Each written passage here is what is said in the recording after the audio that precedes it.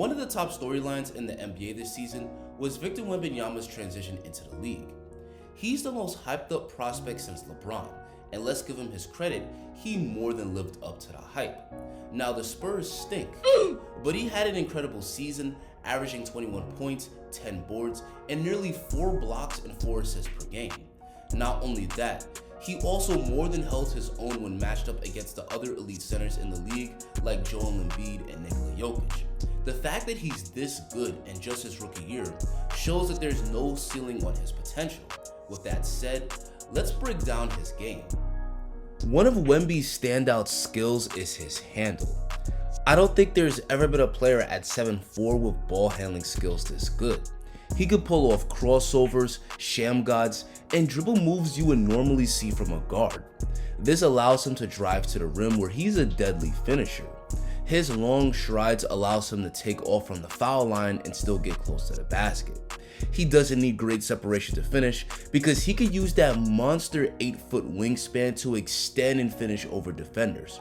Oftentimes, he could put whoever is standing between him and the basket on a poster. As a result, he gets hacked a lot on his drives and gets sent to the foul line, where he's an excellent free throw shooter at 80%. The Spurs also exploit Wemby's finishing ability with the two-man game, often having him screen and roll, or hand it off to a guard and then roll to the rim. His ridiculous size and length makes it easy to throw him a lob. He could easily outjump most big men, making it nearly impossible to disrupt the lob pass. This makes him a nightmare matchup as a roll man, since all his teammates have to do is throw it up near the rim and Wemby will finish. Wemby also gets a lot of inside buckets on the fast break. He runs the floor like a deer, and his teammates know to look for him in transition. Oftentimes, if he gets the rebound, he can lead the fast break himself and take it all the way to the hole. He's already one of the top scoring centers in just his rookie season, but he'll be much better if he improves his post play. He's only shooting 46% on post-ups, and to put that into perspective, Jokic, Embiid, Cat, and Porzingis, all elite bigs, all shoot about 60% on their post-ups. A big issue I've noticed is that he struggles to score on smaller players. Because he lacks strength, he usually struggles to back them down, resulting in an off-balance shot that misses badly. I think Wemby should model his post-game after Porzingis. KP has a very similar build to Wemby at 7'3".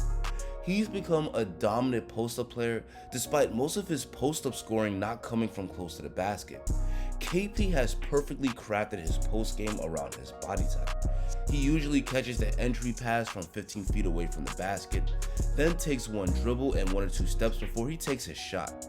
At his height, a contested shot is practically an open one, which is why KP is so efficient.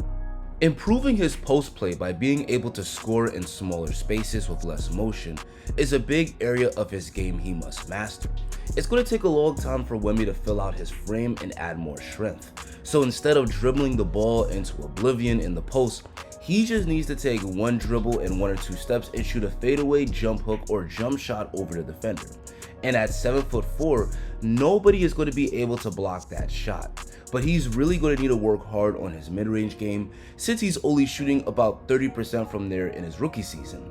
Now if Wemby can develop that shooting touch from the mid to high post, watch out.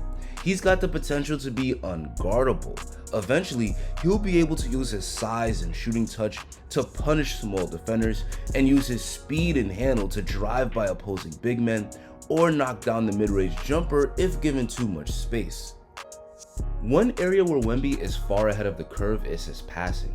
He's already a great facilitator in just his first season. After getting a rebound, he can lead the fast break himself, and he's got the vision to find his teammates in transition for easy baskets.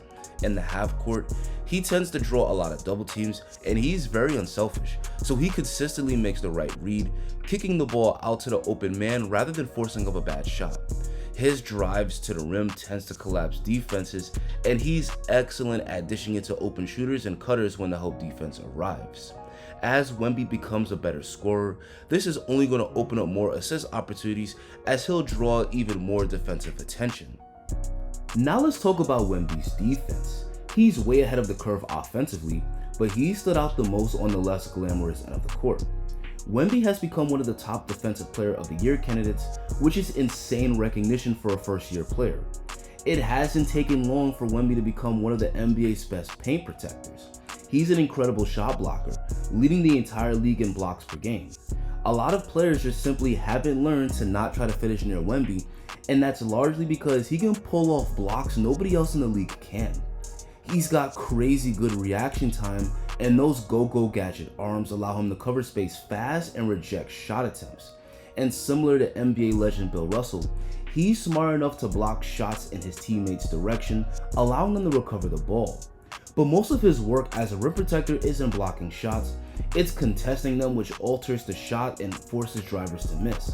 His mere presence is often enough to deter shot attempts near the rim, as oftentimes drivers won't even try to finish with Wemby lurking in the paint. Because he takes up so much real estate, he's often able to defend two players at once in 2-on-1 situations and force bad shots and turnovers. What's also impressive about Wemby is how he rarely gets into foul trouble. Most rookie big men usually struggle with fouling too much, but Wemby has already mastered the rule of verticality, knowing to stay on his feet, not go for pump fakes, and wait for the opponent to jump before he goes for the block. He's also an excellent defensive rebounder, knowing to identify and put a body on his man when the shot goes up, and his insane height and length allows him to rebound over other players easily. He's vulnerable against bruising big men down low.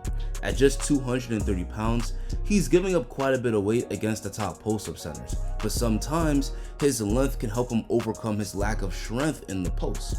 Once Wemby puts on a lot more muscle, he should be a lockdown post defender, as he'll be able to prevent his man from getting good inside position and use his length to force tough shots.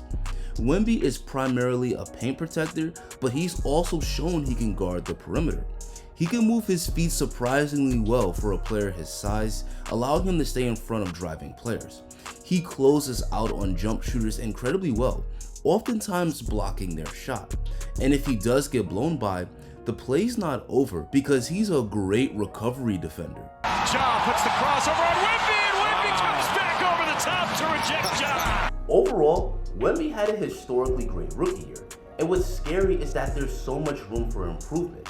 He needs to make his body a lot stronger, he needs to become a better shooter, and he also needs to hone in on that mid to high post game. But once Wemby improves in all those areas, he'll be unstoppable offensively, and he should also be a perennial Defensive Player of the Year candidate throughout his career. Personally, I think he could be the best player in the league just a few years from now. But the Spurs need to continue to build around him, and it looks like they're going to have a chance to get a top 5 draft pick to add another great young talent next to Wemby. But that's going to be it for me, and now I want to hear from you guys. What are your thoughts on Wemby? How good do you think he could be? Let me see your thoughts down below in the comment section. Guys, if you enjoyed this breakdown and you want to see more just like it, please drop a like on the video and hit that subscribe button. Thanks for watching, and have an amazing rest of your day.